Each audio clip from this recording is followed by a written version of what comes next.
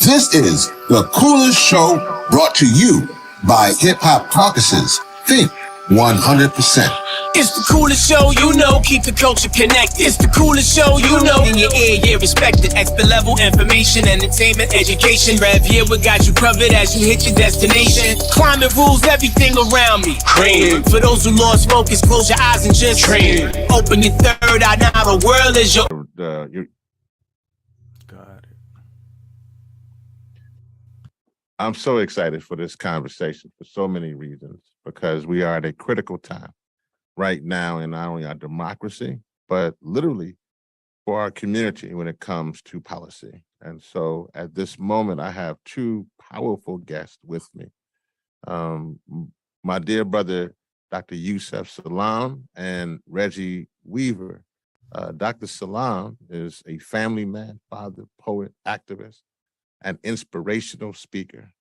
He is also the recipient of a Lifetime Achievement Award from President Barack Obama. And many of you know his story because back in 1989, at just 15 years young, Dr. Yusef Salaam was tried and convicted in the Central Park jogger case. And he, along with other Black men, he is now obviously part of the exonerated five. And he also spent between 7 to 13 years behind bars for a crime they did not commit until their sentences were overturned in 2002. And so when I'm just grateful to have him, he is also now my frat brother. He is a part of Phi Beta Sigma Fraternity Incorporated. So I'm this man, this is my brother now, for real, for real. So I'm just so happy to have him with us. And also Reggie Weaver, who is a part of the Hip Hop Caucus team. And he is now the national campaigner for the Respect My Vote campaign. And if you know that campaign, because that is the longest, most successful hip hop political voting campaign ever.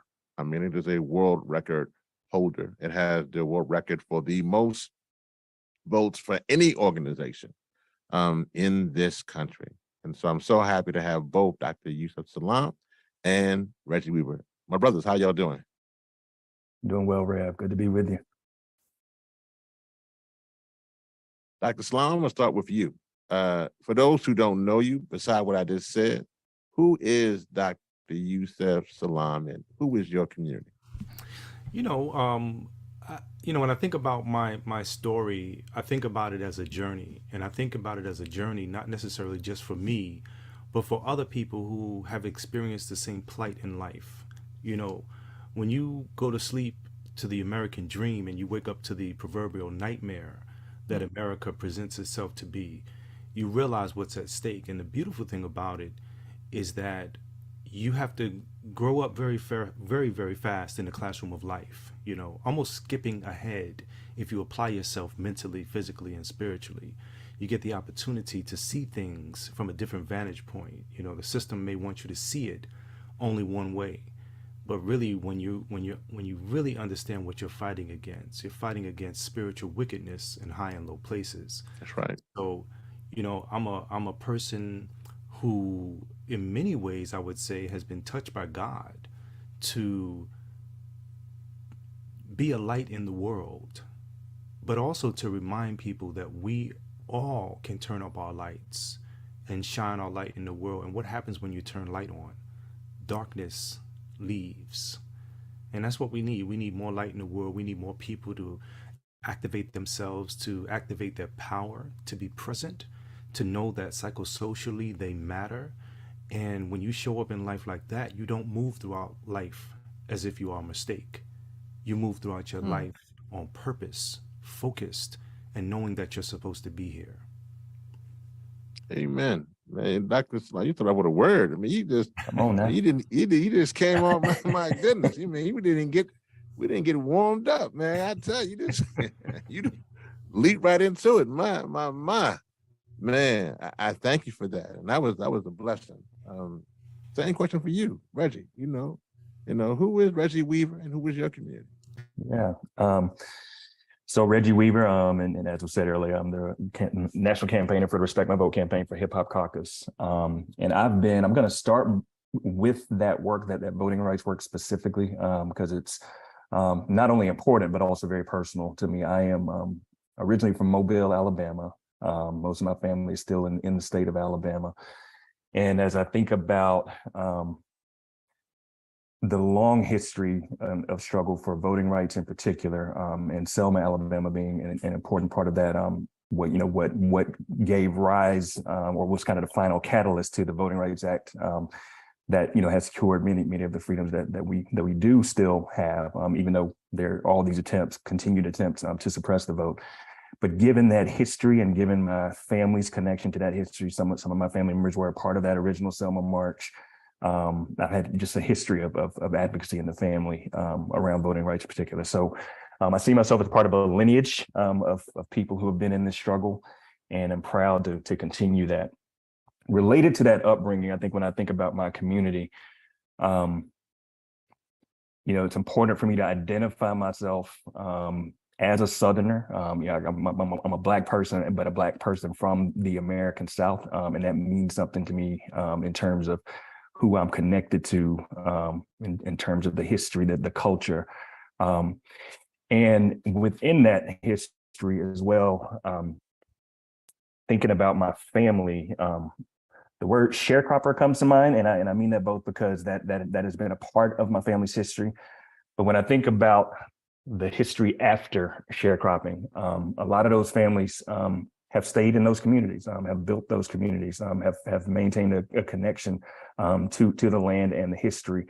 And so for me, there is an implication around resilience when I say that. So this kind of determination to stick with it for the long haul, that's my community. And when I do that work, wherever I'm doing this work, I'm in North Carolina now, but wherever I do this work, I think of my community in every context as people who are resilient and who have the power to stick with it and keep fighting. Man, I love that. Thank you for that, Reggie. One of the things about this political process is that it really is about political power. It is about shaping one's destiny, or even more so, controlling one's destiny. And so I am curious, because we are at a moment where one of the things that we have to pass on to the next generation is their understanding of power and how it connects to our liberation and our freedom. This is a serious time, and we can go through all the policies that have impact our community. It can be overwhelming at times when we go through the list, but we as a people have been resilient. And if we understand how power works, then we can create change. So Dr. Salaam, I guess my question to you is just talk to our audience about your relationship to power. I think, when I think about my personal relationship to power, I think about that which has been defined for me without the inclusion of that which was defined for me in the creation process that took place when my mother and father got together. I think about the long legacy that is in our DNA, and for females specifically, the mtDNA, right? That goes and persists throughout the body, and in that is the totality of what we know as Sankofa that they have tried to disconnect people from. And I want to start from that particular premise, because when you don't know who you are and someone else tells you who you are, you begin to accept the definitions in community like you're going to be dead or in jail before you reach the age of 21. We begin to play those kinds of ritualistic characterizations of ourselves out in real life, when the truth of the matter is that that's not our definition. That's the box that they have placed us in. In many ways, that is the gnat line that they want us only to jump to. And anyone who jumps out of that, they're seen as anomalies, when the truth of the matter is that they are the norm. And we need to know that. We need to be able to understand that somebody has hoodwinked us. Somebody has played a sick game of technology and gotten us to participate in our own demise. So my relationship to power is first understanding that I was born on purpose and with a purpose, and that in that purpose there is a great thing that I have to do. Psychosocially, when I know that, then I get the opportunity to participate in full. But if I feel like I was born not on purpose, that somehow I was a mistake, then I begin to move throughout my life as if I'm a mistake. And when I think about the relationship, that relationship with community to power, we hear all the time, what do people think when they read the statements in the Constitution? We are the people, and we take a pregnant pause. We know that when that document was being created, black and brown bodies were considered 3/5 of a human being. That document has never been reformed to include the fullness of our humanity. We know we were born on purpose. We know we were born by God's decree, divine decree, to be here. And the best thing is that in most religious spaces, we know that mankind was created from dirt. And what color is dirt? And so we get the opportunity to show up right on time, understanding that we have been chosen, and understanding also that we have been literally placed right in the middle of the war to do powerful things. We have to represent the great I am, right? And that's throughout all we do. We never get an opportunity to put our foot up off the gas.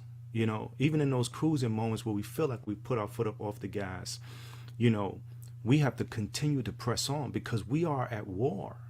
And most of that war is a mental war. If they can capture this, then they've captured the body, because wherever the head goes, the body follows. Mm. I just want to come back to you because you said something to a lot that's very important and I think gets to the root.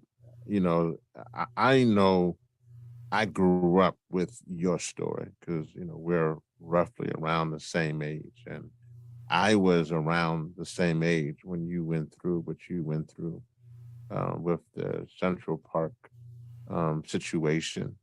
And I'm so glad that you are now part of the Exonerated Five.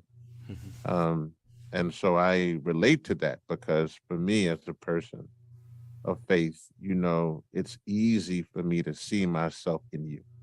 It's just, it's no different than seeing that, but that could have been easily me in that situation. So knowing that and knowing how easy it is to be shaped by policy and situations in this country, I'm just always struck, and I've been able to see you from afar and just watch you either on TV and being around my friends like Bakari Kidwana, shout out here, been around, and many other people. I'm always just struck at how you are still so grounded in the midst of injustice. So I just got to pause there because a lot of the conversation about should we be engaging in a system that many will say is not for us is based in a rightful anger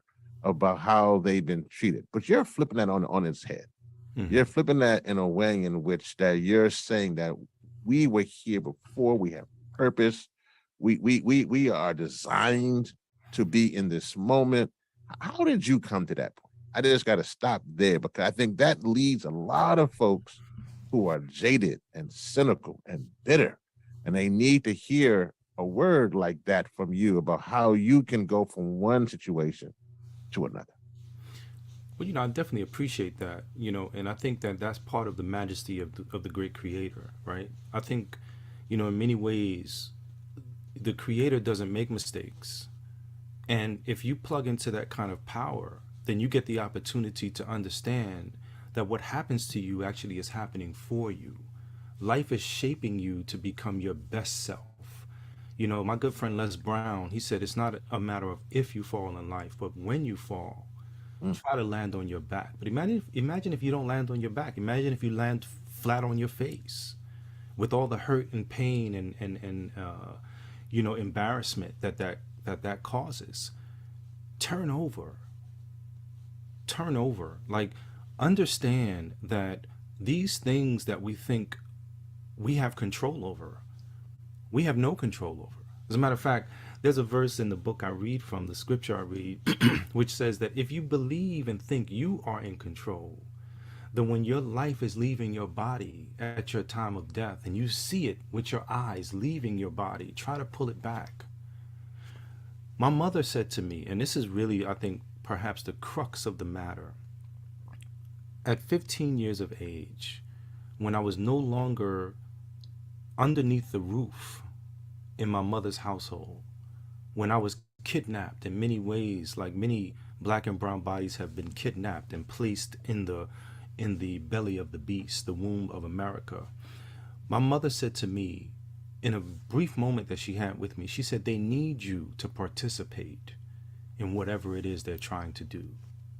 Do not participate. She encouraged me, do not participate, refuse.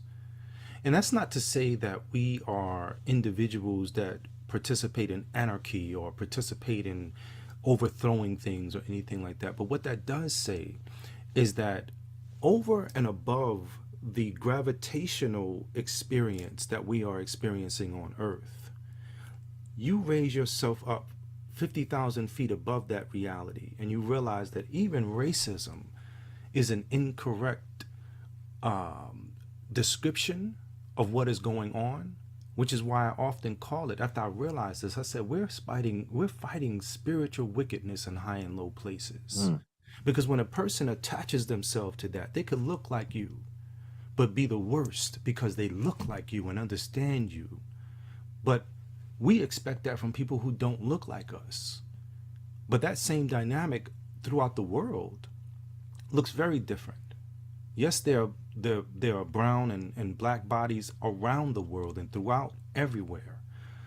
But when you think about people who look like you, but feel like they are better than you because they are called this or called that, you got to understand that there's a trick that's being played.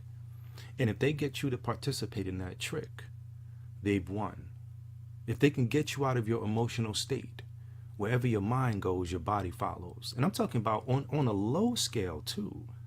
In community, if they can knock you out of your emotional space, you then begin to try to fill it with all kinds of things that become vices. But if you realize that you have control over self, that you can pray and ask for strength, that you can ask for your steps to be ordered, for your mind to be clear, for your words to be life-giving, it looks like you are literally a walking miracle. But the truth of the matter is that you call luck into life, because luck is an acronym that stands for laboring under correct knowledge. And so when you move in that truth, you give yourself permission to be what Allah or what the Creator wants you to be. And that is great. God doesn't want you to shrink. God wants you to expand, and then know with certainty that as you are leaving this world, you get the opportunity to pass back to the generations to come through your DNA, through your deoxyribonucleic acid. You get the chance to, and I'm calling it a chance, right? It's a gift that you get the chance to pass back to the generations to come all things that will give them the understanding of how to break generational curses, how to move in this world, how to become a light, and how to increase light, how to spark people's minds and intellect so that they won't move in fear. You could be afraid, but once you realize that fear is false evidence appearing real, when you stand up and you turn around and see all of those brothers and sisters standing with you, individually they can knock you down. You come with a crew, you come with a team, you come focused, ready, prepared. They gotta contend with you and deal with you on the same level that you come with. My, let me tell y'all something, y'all. Dr. Salaam, man, ain't come to play with nobody today, boy. He came out here, he ate his Wheaties this morning, man. He came here My goodness, boy, I'm gonna tell you something. This is a blessing, and this is the whole way. This is the way that we need to look at this process. Reggie, I'm gonna come to you because Dr. Salaam is talking. He's talking about a vision of transformational change, and even about how we can and we must rebalance power and how we see these United States of America. So, one for you, Reggie, tell us about Respect My Vote. I want to get into that, but tell us about how power comes through bold and enduring movements led directly by the affected people that Dr. Salaam is talking about, their leadership, both within their communities and in alliances that cross across communities, which is essential. Talk about that. I want you to dig deep into how there's a need for different types of power. There's a need for people power. There's a need for relationship power. There's a need for narrative power. And there's a need, obviously, for governance power, and how Respect My Vote is challenging that power right now for our community. Yeah. That's a rich question. And yeah, there's a lot there. And again, I just want to echo as well.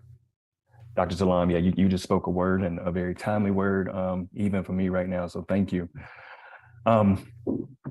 And there's a point that you made kind of toward the end of what you were saying, Dr. Salaam, just about reaching back and passing on, these gifts to future generations. So part of the way I try to approach life, and I'm going to think about myself as well, I think about what it's going to take to be a good ancestor. So I'm thinking about that as well. And so what do I need to be doing now as a person, but a person in community, to be leaving behind the kind of world that I want the future generations to inhabit within that.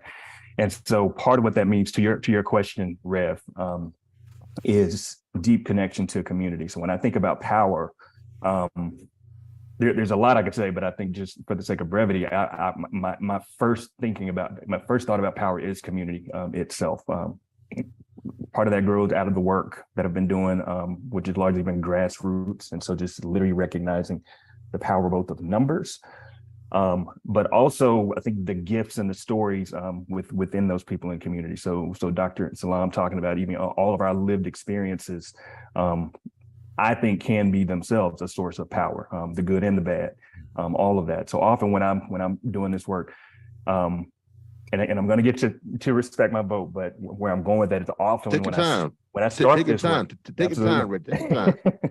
But often when I start the conversation, it's not so much, have you registered to vote? It's tell me about you. Tell me about you. Just tell me your story.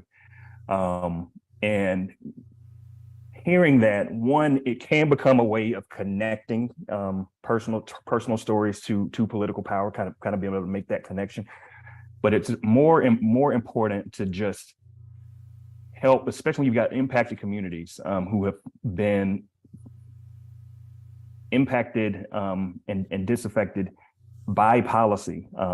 As Dr. Salaam was saying, oftentimes people just feel forgotten. People feel as if they have not been heard. And so it's important to really begin these conversations by listening and by hearing. And so that's where I often try to start when I do this work. And I do that as well by way of reminding people about this long history of movement and transformation that we as Black people have both been a part of, but have often been at the forefront of. When we move, when we rise up, when we activate, when we march, when we vote, the more we participate, we have always seen transformation in this country. Now, there's always backlash, but we've also always seen that transformation when we do that. And so just recognizing, I think, that long history of the power that we have demonstrated, and recognizing that it still remains with us today. And so what that means when it comes to respect my vote, you gave a preface to it, already at the beginning of our time, but just to kind of reiterate, Respect My Vote is the voting rights and democracy platform for the Hip Hop Caucus. It's been around since 2008.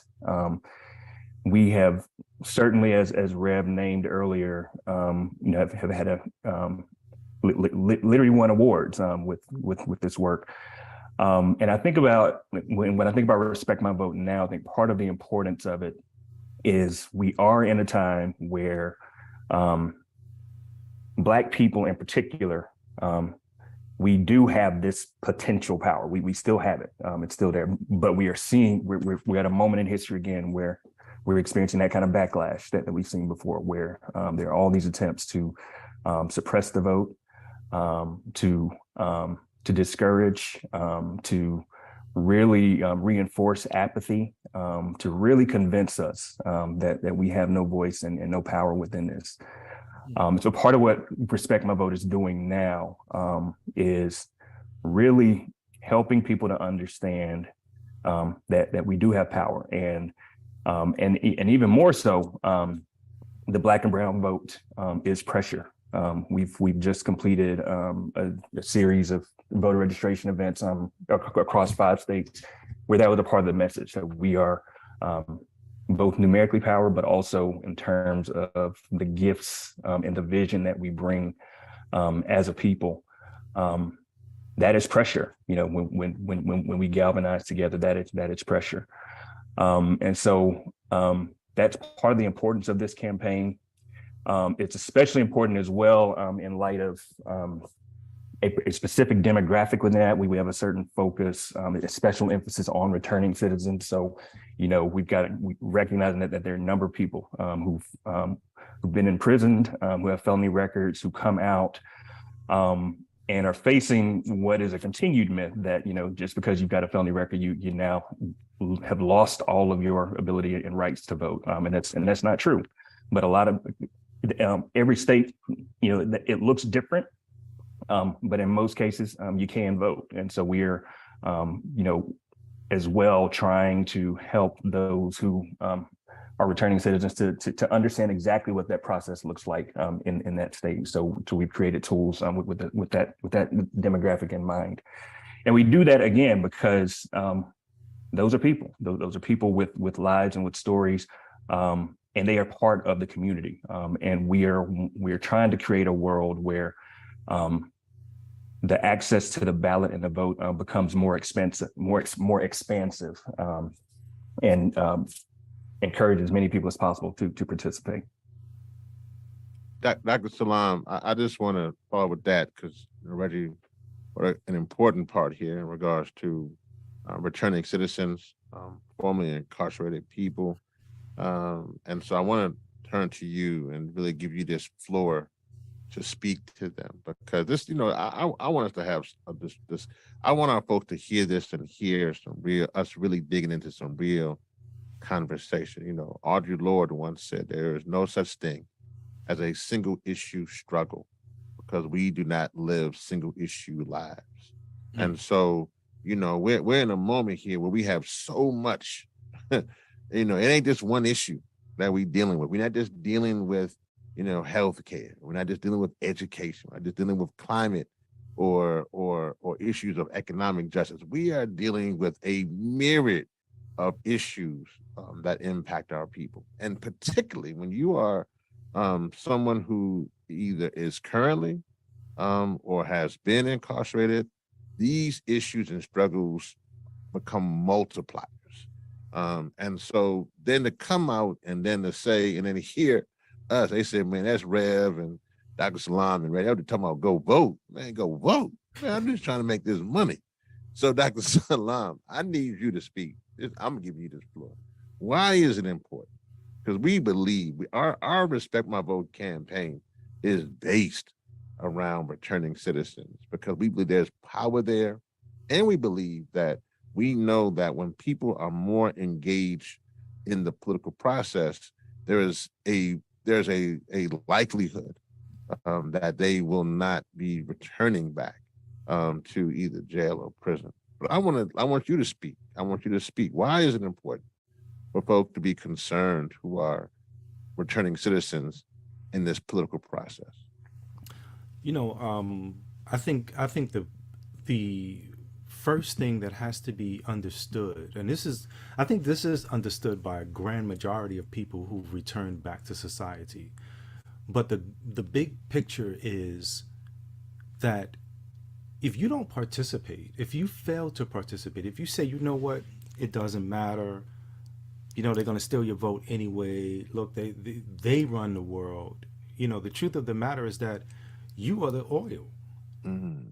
And I'm talking about in the literal sense and also the figurative sense. You become the oil that they press down and take the life out of and push into the system to move it forward.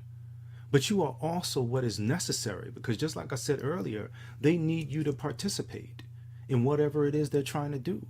And so if your participation is non-participation, you have to understand that you just participated. The grand problem is like mathematics. If we can figure out the answer to the problem, then we can work through the whole problem to get to a correct solution. But if we're looking at this problem as a piece and disconnected and disjointed, then we say to ourselves, well, I gotta do what I gotta do for myself. And yes, that's true. But when you connect yourself to the whole, and when we're moving as one body, you individually participating in your growth and development automatically participates in the growth and development of community. You taking your individual participation and making it more of a selfishness, it causes the degradation of community. Back in the days, we even if we lived in the projects, we still had respect for our elders. We still moved a certain way. We still had a certain level of righteousness that was inside of us. The system is trying to remove all of that out of you. Back in the days, even with hip hop was a medium that allowed for there always to be messages in the music. And there was always music in the message. That means that it was always life-giving, whether you heard the rhythm of the drum or you heard the voice. It was life-giving. And I think that when we think about the largest population of people who have been disenfranchised, some would argue we've never been part of the franchise in the first place. And I think that that argument might be correct. However, we are here. We are now. This world right now does not move without governance. And governance is on a micro, small level and on a macro level as well. It gives you the opportunity to understand that you have a commitment to self first, and a commitment to family and community and neighborhood and the grand world itself as well. Showing up in those spaces with your work boots on, with your thinking cap on, with your construction hat on. Showing up gives you the opportunity to participate. But when you give over that to a system that doesn't care nothing about you other than you becoming the wheel in the machine of destruction, now we understand where great inequity comes from. They will take your vote or lack thereof and move this world according to how they want to move it. They use everything at their wherewithal to make that so. And they want to make sure that you feel disconnected. Because once you realize that you are connected, game over. There's a statement that says, when we fight, we win. And we have to, in many ways, I think, prove that to ourselves, right? Respect the vote is important. The Hip Hop Caucus is important because all of that stuff brings together all of the facets of life and community that needs to be connected. But now we have to think intelligently. Now we have to be able to spark that intelligence so we can move forward in a productive way. That in a great way, in you know what the good Reverend Dr. Weaver said is important, because I think when we think about self, the younger you are, the more you lose the connection to you one day being an ancestor. You don't think that you're gonna die, right? You're living your life as an invincible person until certain things happen. You start getting a little older and you've been down and your back went out on you. Your knees start hurting. You know what I'm saying? You realize that when you're trying to get back on the basketball court, you can't shoot the ball the way you used to. You can't move freely the way you used to. Life is finite, right? Life is mortal. Like, this right here is going to end. But when we participate, even if that participation is moving the needle forward just 1 inch, they want to knock it back, right? It's like a tango. 2 steps forward, 1 step back.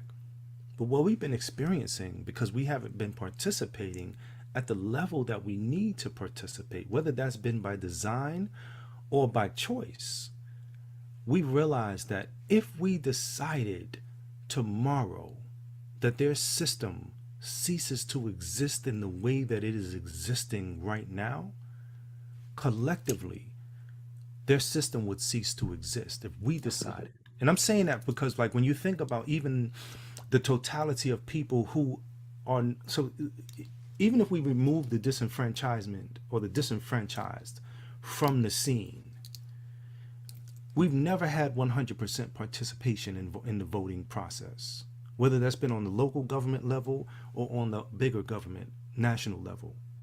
But now imagine if you put into the mix the disenfranchised people who have been made to believe that they should not participate, they cannot participate, it doesn't matter. It absolutely matters.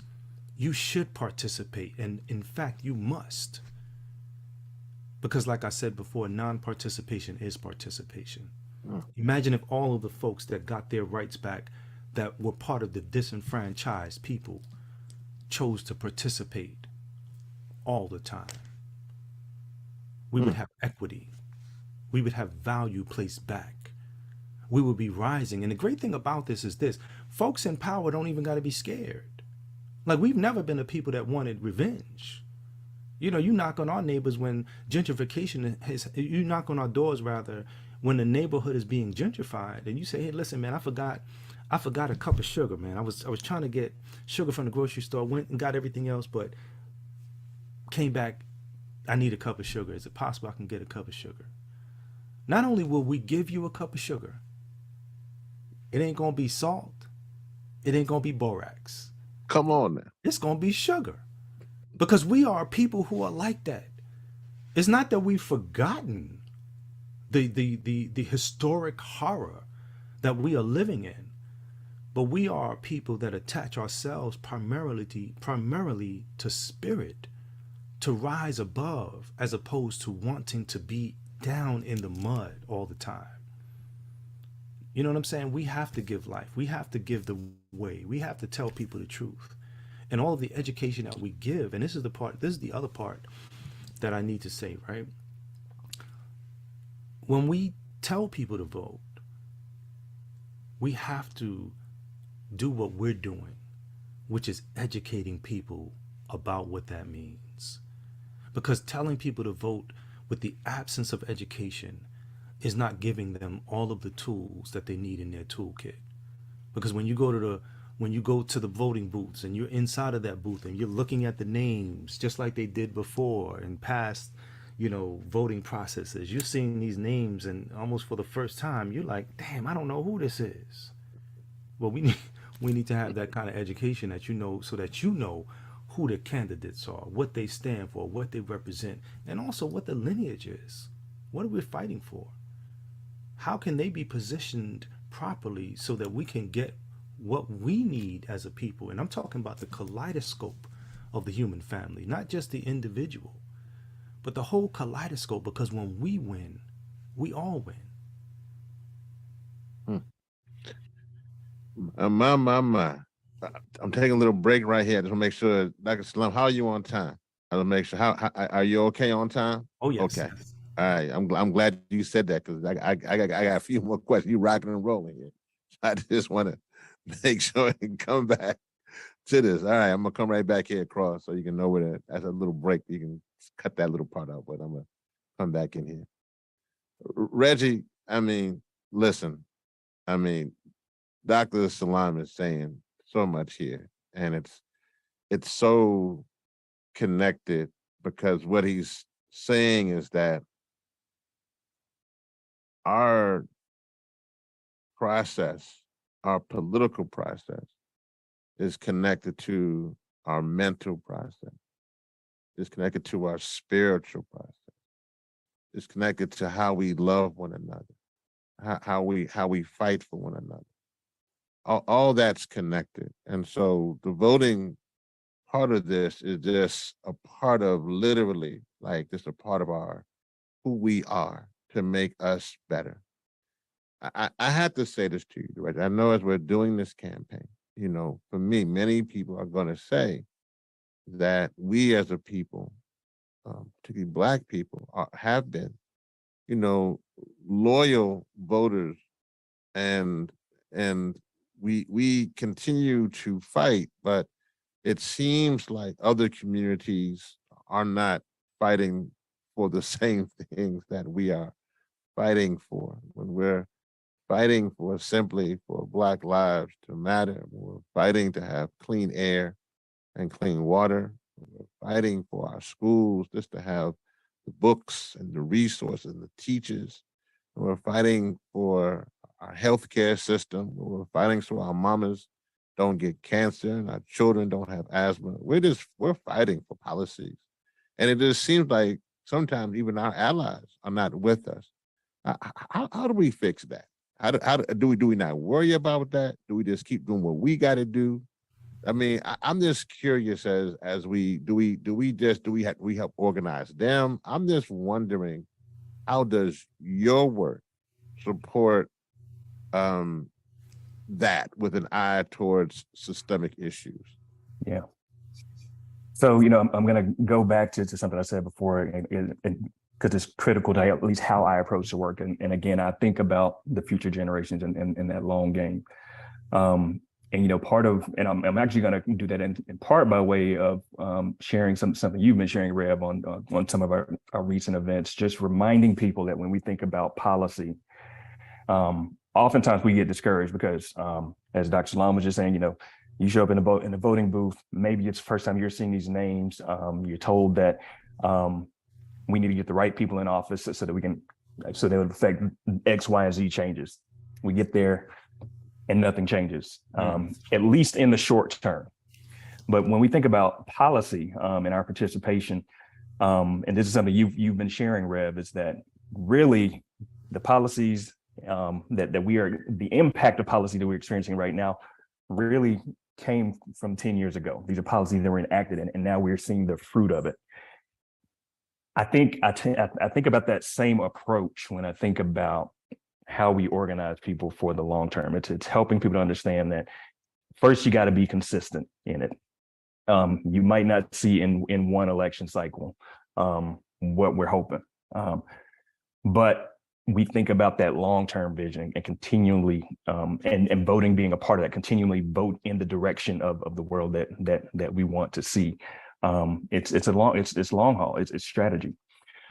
I think what's also critical, and what is so important about the Respect My Vote campaign as well. We're not just about registration and mobilization. We're also about education, which is also long term. So after this election cycle, as we're building relationships within communities, we're going to continue to be in those communities. We're going to show up, and that's really where I think the deeper organizing and the deeper education happens. It's not during the cycle itself; it's that long-term voter education, and really getting clear and deep in an understanding of what are the policies that really are impacting people on a daily basis. Because I think that's often what gets lost as well. Oftentimes, especially work that gets focused around elections. Organizations, people, individuals, politicians will come in and, kind of name their platform. But it's not always clear how it's personally connected to me and my community. And so I think the more we can help people understand how they're personally impacted, and how they personally can shape that process, the more fruitful that future is going to be. You know, y'all just got a couple more questions, and this one, you know, so both of y'all know I'm both in the suites and in the streets. I'm there, and I gotta admit, when I'm in the streets, I'm there fighting for my people. You know, it's hard, man. It's when you're in Chicago, or you're in Atlanta, or you're in New York, or you're in LA, man. If you really in some of these streets, it's rough. You can see it, and I know a lot of times, and I'm really speaking to my people who are politicians. A lot of times, people will come and they will show up to get the vote, and then you don't hear from them again, right? And then they out, and it's like, man, we down here hurting, and you up there, eating cheese on sticks and and little shrimps, and you doing your thing and nice car, but we down here hurting, and we put you in position. Um, I would want you, Dr. Salaam, to speak to my crew who I'm with out there. I mean, these are my ATV, my little folks on little dirt bikes. Those are my folks, and I kind of want you to tell them about the future you're fighting for. I think if they hear that, I think that your credibility, who you are, what you've been through, they may dig that. They may listen a little differently. So tell me and tell them, what's the future you are fighting for? And kind of paint us a picture of who, how, and why. You know what's interesting about us as a people, and I'm talking about the totality of us as a people. We've taken the lemons that life has given us, and we've made lemonade. Literally, we've made lemonade. We're drinking lemonade. It might not be sugary. It might not be sweet. It might not have any honey in it. Sometimes it's bitter. Sometimes it might just be just the lemons, right? Depending on what scale of the spectrum you're on. But the beautiful thing about it is that this is us as a people. And in that, we've given ourselves life. Like, we've taken these things that give us opportunity to still participate, even though it looks like it could be negative, right? And I'm talking about like the brothers on the bikes and all of that, right? I love them brothers, man. You know what I'm saying? I love the fact that we have been figuring things out. But imagine if we've gotten an opportunity to still have a participation on a grand level like that. We got a place for it, but then in the community, we're building. We're not destroying. We're giving people the opportunity to realize how to live this thing called life, right? We're the originators. And we have to know that, like, beyond the shadow of a doubt. We can't just hypothesize or pontificate. We got to be like, we are the ones who created this. And in that truth are all things. We also have to give ourselves an opportunity to think long term. Like, we can't think about, what am I going to do on the weekend? That's how the system wants you to think. We can't think about, do I got a 5-year plan, a 10-year plan? Listen, it's not enough to have a 5-year or a 10-year plan. I need you to be able to have a lifetime, perhaps a generational plan, intergenerational, expanding generations. Because what I need you to do with life that you're given, and this is part of the work that I do as a motivational speaker and also moving into politics and things like that, I want people to be able to see what they want. If you can't see it, you can't be it. If all you've been seeing as you look in the mirror of life, then there was a term or a scenario coined a while back, mirrors and windows. And I thought it was a beautiful thing once it was described. I said, man, that's exactly what's going on. There's a people who get the opportunity to look in the mirror of life and see themselves reflected everywhere, even the cartoons and the toys and the books and everything looks like them. And then there's other people who are looking out of the window, watching it all pass by. We're on the highway of life and we're trying to figure out how to get in. Just get in. And I'm saying that because we need to ensure that there is pressure on both ends. We can't just have pressure in the streets. We can't just have people crying out. We can't just have that. We got to have people in office to effectuate politics, right? And I'm looking for my book. I can't find it right away. Matter of fact, I'm gonna grab one off the back because I want to read something to you, and it's really the idea of what's at stake with regards to the 13th Amendment. And it's not just the 13th Amendment. And I might not be able to find it. I know it by heart, but I'm trying to read it verbatim. Listen, in my book, Punch in the Air, I literally read the whole 13th Amendment. That slavery is abolished. It says it like this. It says slavery is abolished except for the punishment of a crime throughout the whole of the United States and all of its territories. Now that's a shock. I read that in prison and was blown away. Like, what? This can't be real. But that's not even the crux of what is at stake and what's important. Section 2, and Section 2 finds itself all throughout the Constitution. Section 2 says, Congress shall have the power to enforce this article through appropriate legislation. Now we understand, those of us who were best in the streets have to use that same mentality of playing high-level chess and not checkers. And we got to enter the boardrooms. We got to enter the White House. We got to enter the Senate. We got to be there. Because those who have been affected can't have other people telling their story. We have to tell our story. And by we, like those of us who've been part of the community of the disenfranchised people, the returned citizens, and on these shores, man, we could look at each other and know what we're saying without even speaking a word, because it's a shared experience. We know where we've been. We know what's important. And this is part of also the secret to life. If you want success in life, visualize yourself successful. And I'm saying it just as simple as that, because it is really just that simple. But I need you to write it down. What are you doing? What are you doing in that moment? And then I need you to step back, just one step. What did you do just before you became successful?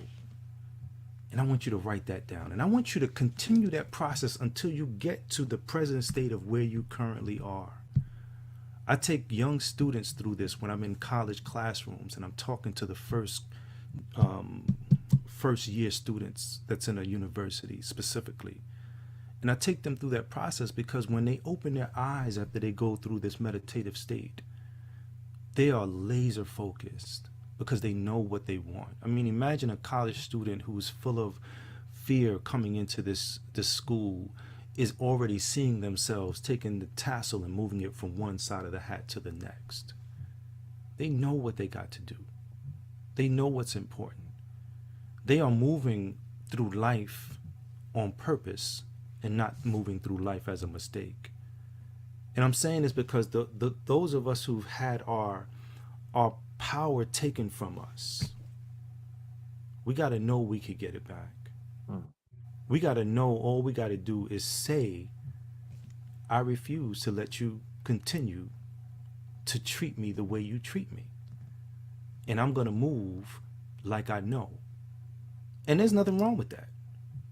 Absolutely nothing wrong with it. And I'm not talking about taking up arms. I'm not talking about any of that. I'm talking about personal power, personal, this thing that you have that's very personal, because all of us then will be moving on assignment. All of us have been called, and some of us have turned a deaf ear to the call. Some of us are still asleep, but you got to get up. Not only is your life at stake, your mama's life is at stake, your daughter's life, your son's life, your lady's life, your homie's life. All of our lives are at stake, because all of us are part of the grand puzzle of life. And if one piece ain't there, we're not complete. Dr. Yusef Salaam, you are building a powerful, powerful alternative to the status quo. How can people follow and support you, and also buy the book? It's funny because with my books, the only book I self-published is my book of poetry, which was really the words that I used to get out of the hell that I was in.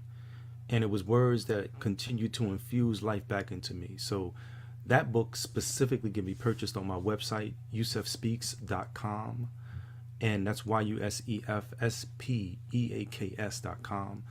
All of my other books, Punching the Air, my memoir, Better Not Bitter, all of my other books can be purchased everywhere books are sold. Amazon, Barnes and Nobles, Books A Million, anywhere you find books being sold, whether that's a digital copy or a physical copy, it can be purchased there. And the great thing about Punching the Air is that even on the digital side, the Audible side, the young man who played me in When They See Us is the narrator for the book Punching the Air that I co-wrote with A.B. Zaboy.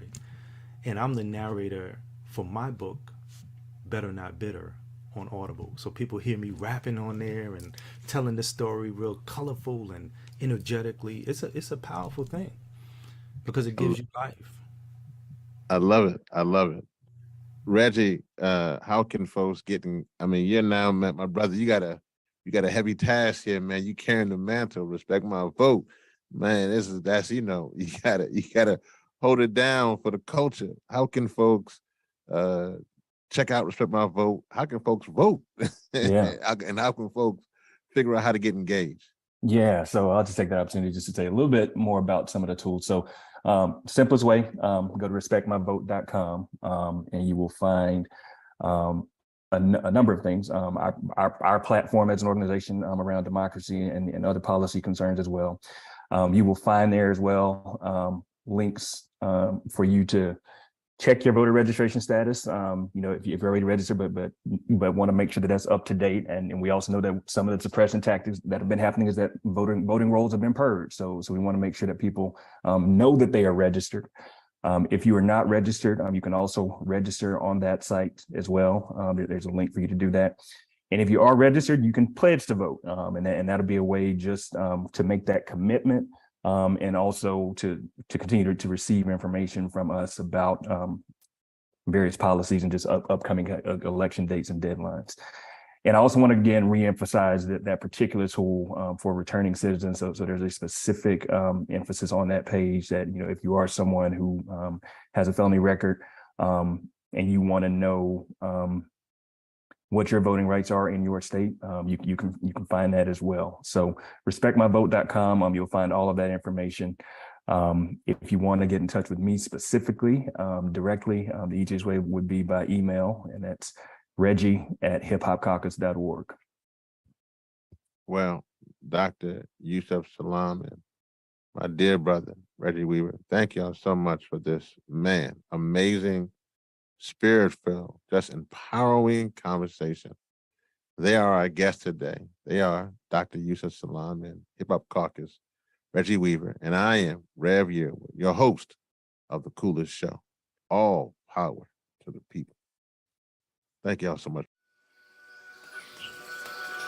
This is The Coolest Show, brought to you by Hip Hop Caucuses. Think 100%.